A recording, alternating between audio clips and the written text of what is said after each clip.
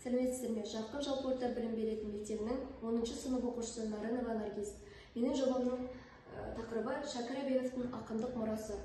Ғылыми жұмыстың өзектілігі Шәкір Әбеновтың ақындық мұрасының өміршең әрі терең мәнділігінде.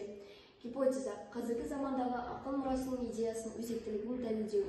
Мақсаты ақын мұраларына тілдік әдеби талдау жасау арқылы өмірлік құндылықтарды дәріптеу. Зерттеу нысаны: Шәкір Әбенов туралы зерттеулер, ақынның шығармалары. Зерттеу әдістері: сипаттау, баяндау, талдау жасау, бақылау жүргізу. Халық ақыны Шәкір Әбенов. Шәкір Әбенов азан шақырып қойған аты Мұхаммед Шәкір 1900 жылы қазіргі Шығыс Қазақстан облысы Абай ауданы Құндызды ауылында дүниеге келген. Халық ақыны, фольклоршы, сазгер. Арғын тайпасынан Тобықты руынан шыққан. Мұсылманша сауат ашқан соң Семейдегі Приходская школада 3 жыл оқыған. Сәкен Сейфуллин, Ілияс Жансүгіров, Бейімбет Майлиндермен жақын таныс болған.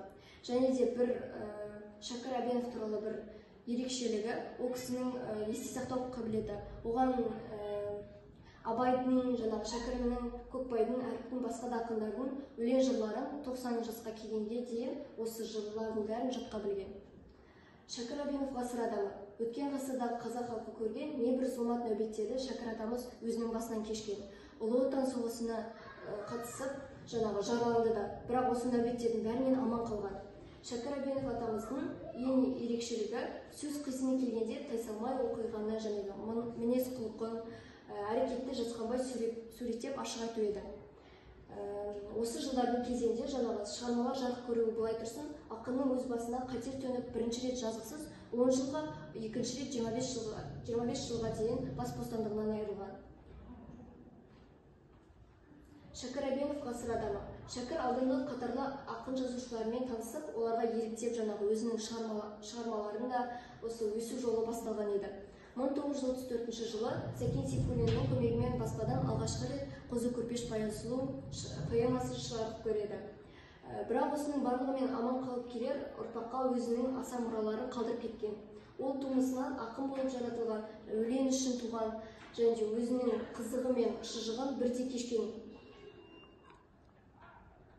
Шәкір Әбенов шығармаларының тақырыбы мен өмірлік өзектілігі өте бір жоғарғы деңгейде тұрады. Және де Шәкір Әбенұлының шығармашылығы аса арналы. Шәкір Әбенұлының мол әдеби мұрасының өзі де өмірде бір рөл атқарады. Осыған сазгерлік және әншілік өнерінің айтыскерлігін қоссаңыз, оның 8 қырлы бір сырлы екенін білеміз.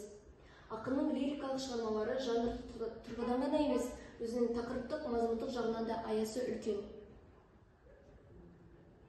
Ақын Шәкір Әбенұлы Абайдың ақындығын өзінің өлеңінде қосып кеткен. Және де Абайдың даналығын өзінің өлеңдерінде қосып кеткен. Және де осы бір өлеңде біз Абай туралы айтылғанын көре аламыз.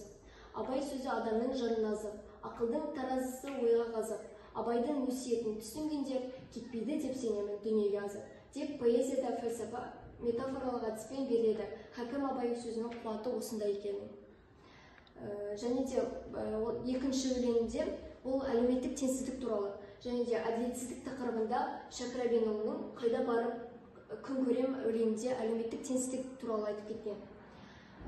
Осы өлеңге біз назар аударсақ, Құдай-ау, күн көремін қайда барып, көзің жым көрме дейді мүлдем жарық. Байдан тудым жазығым тапқаны сол, өкпе қысып қолқама салды ғой қол. Халықты шәт-шәлекей бүлдірді ғой, ауыстырып өтірік деп, тура жол деп, бірқатар өлеңдердің әлеуметтік теңсіздік тақырыбына арнаған. Және де сонымен қатар ақынның 100-ден астам лирикалық шығармалары және де аңыздық сарындағы эпикалық шығармалары мен әңгімелері де бар. Шәкір Әбенұлы айтыс өнерінде өзінің дара жолы бар. Сондай-ақ халық ауыз әдебиетінде өзінің өнерін, өзінің еңбектерін бір жинауда орасан бір рөл атқарады. Мен ұсыныс айтып кетсем, мемлекет басшысы Қасым-Жомарт Тоқаевтың осы тапсырмасына байланысты Қазақстан Республикасы Білім және ғылым министрінің оқуға құштар мектеп жобасында бір ұсыныс білдіргім келеді. Біздің мектеп және де Қазақстан бойынша мектептерде осы Шәкір Әбенов туралы шығармаларын, поэмаларын біздің кітаптарға шығарсақ, және де оны біз басқа балаларға да көрсетіп, осы сыныппен бірге талқылап отырсақ, және де оның мән-мағынасын, идеясын түсініп отырып.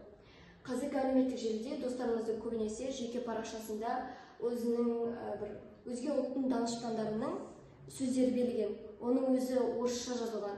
Мен осы Шәкір Әбенов атамыздың ақындық мұраларын, айтылған терең ойларын жинап, жаңағы достарыма бөлісіп, жаңағы парақшаларына өз тілдерінде және де өзінің бір ой тұрғысында бар сөздерді қойғым келеді. Отандық тұлғамыздың айтқан ойлары және де ол біздің бір үлкен мағынада болса екен деп. Және де үшіншіден, елі үшін ерен еңбек еткен, болашақ ұрпаққа қалдырған асыл мұраларын ұмытпай, оны кеңінен дамыту.